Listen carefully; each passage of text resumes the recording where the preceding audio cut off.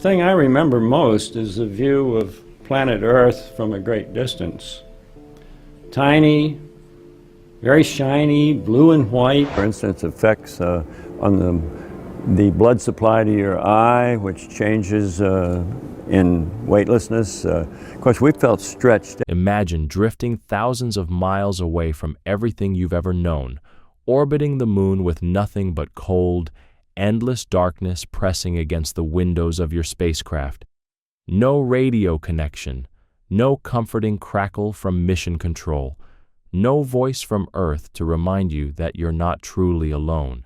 Just a deep, heavy silence that almost feels alive, as if the universe itself is watching you breathe.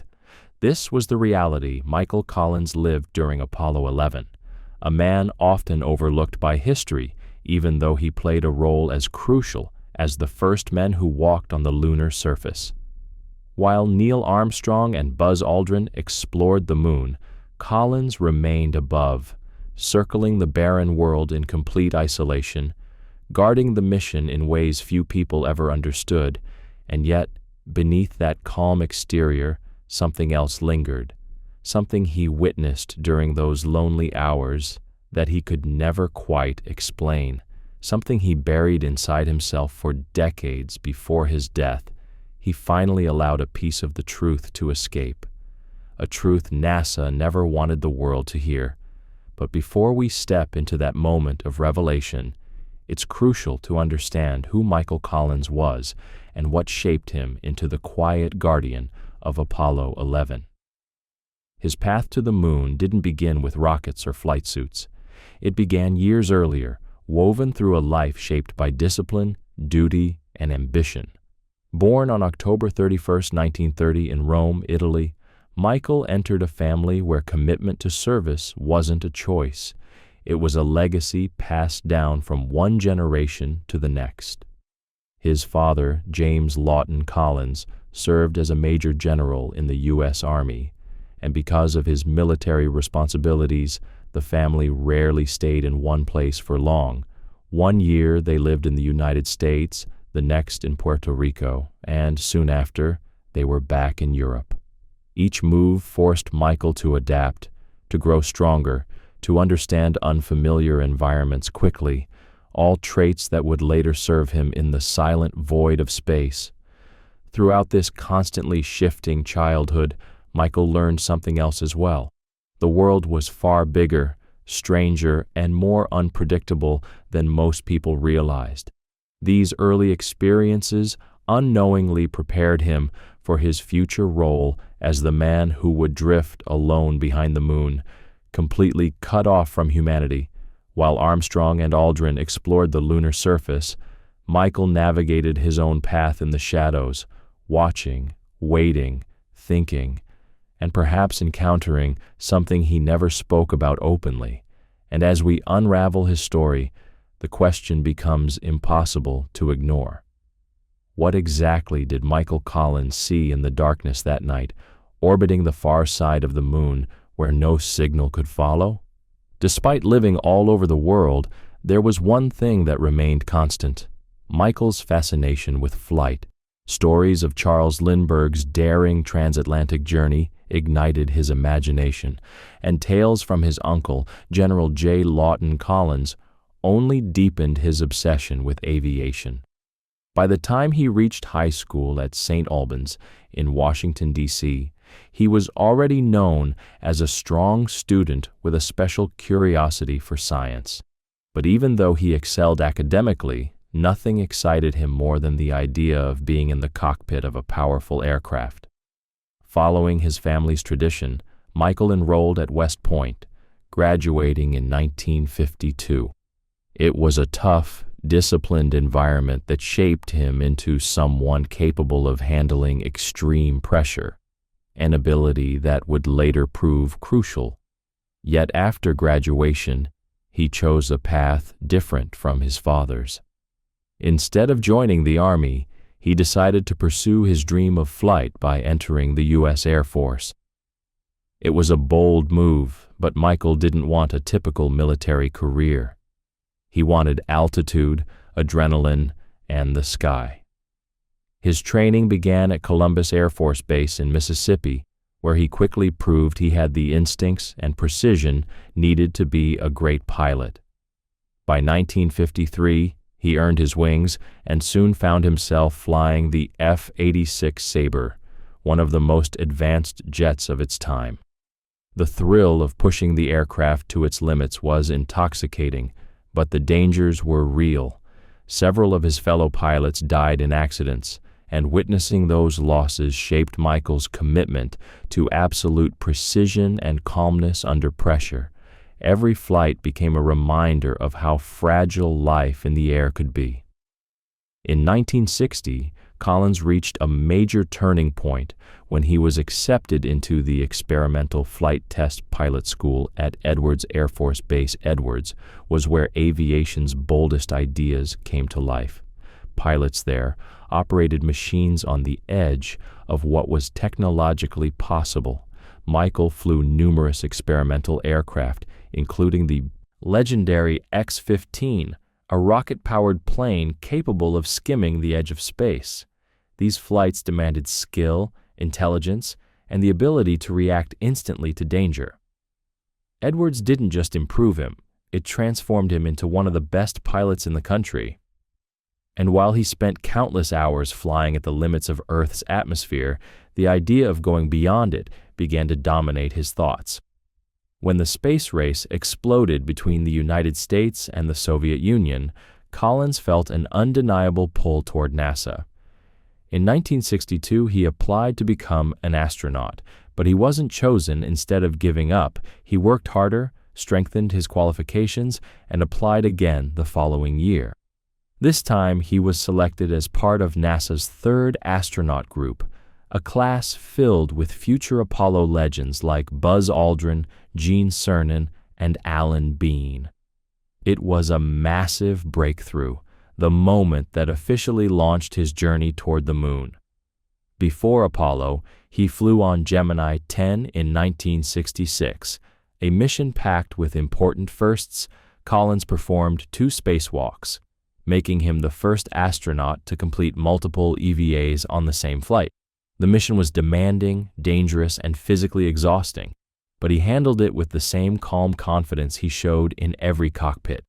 Those achievements positioned him perfectly for the Apollo program. However, a herniated disc forced him to undergo surgery in 1968, causing him to miss his initial assignment on Apollo 8. But fate had bigger plans. Once he recovered, NASA selected him for Apollo 11, the mission that would make history. As the command module pilot, he carried the responsibility of keeping the spacecraft functioning smoothly while his crewmates landed on the moon. It was a role that required technical skill, emotional strength, and an almost superhuman level of composure.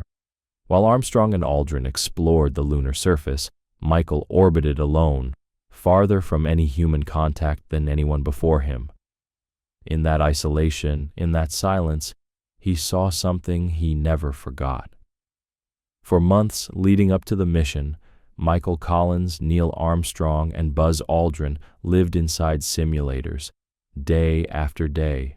They stepped into machines designed to feel, sound, and behave exactly like the spacecraft they would ride to the moon. These simulations weren't just practice, they were rehearsals for survival. The crews trained through endless hours of zero-gravity drills, docking rehearsals, and emergency scenarios, so realistic that even seasoned astronauts felt the pressure. Every switch, every sound, every procedure was embedded into their minds until reacting became instinct. For Collins, this training was even more demanding. Since he would spend long stretches alone inside the command module, he had to master systems most people couldn't even pronounce. His background as a test pilot gave him an edge. He was used to handling complicated machinery and staying level-headed when everything seemed on the brink of failure. But it wasn't just technical training that shaped him. The astronauts had to condition their bodies as intensely as their minds.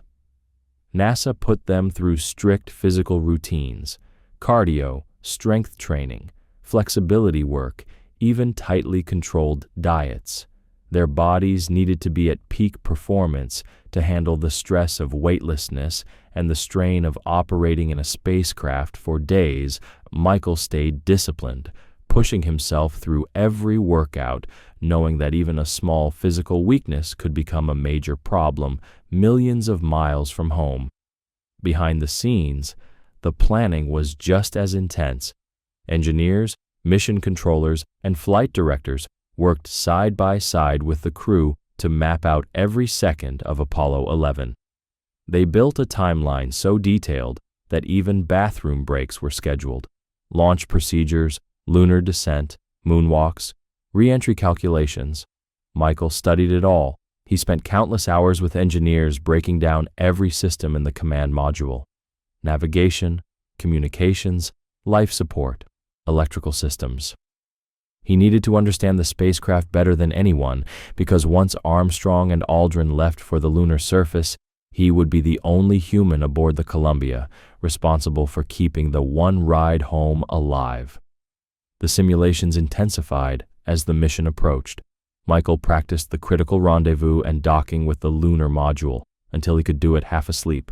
Sometimes the simulators threw unexpected malfunctions at him: system failures, communication blackouts, propulsion issues. He had to react instantly, adapting and improvising without hesitation. These sessions weren't meant to scare him. They were designed to push him to the edge, to prepare him for the reality that in space, even one mistake could strand them forever. NASA also understood the psychological weight of the mission. All three astronauts underwent deep mental evaluations, ensuring they were prepared for the isolation and pressure that awaited them. For Collins, the challenge would be unlike anything Neil and Buzz faced. While they explored the moon, he would be alone in lunar orbit, completely isolated each time he passed behind the moon, cut off from Earth for nearly an hour during every circuit. Psychologists worked with him to prepare for that silence, that solitude. Fortunately, Michael was naturally introspective. He approached the idea with calm acceptance, viewing those dark, quiet periods not as threats, but as moments to focus and reflect. Teamwork was equally important. NASA needed to be sure the three men trusted one another completely. Through long training days and shared experiences, Michael, Neil, and Buzz developed a quiet, unshakable bond. They learned each other's rhythms and reactions, understanding that their lives depended on that unity. As launch day neared, Collins spent more time inside the command module than anywhere else. He memorized every panel, every valve, every indicator light. He trained himself to diagnose failures within seconds. He mastered the communication systems, knowing he would have to maintain flawless contact with both mission control and the lunar module during the landing.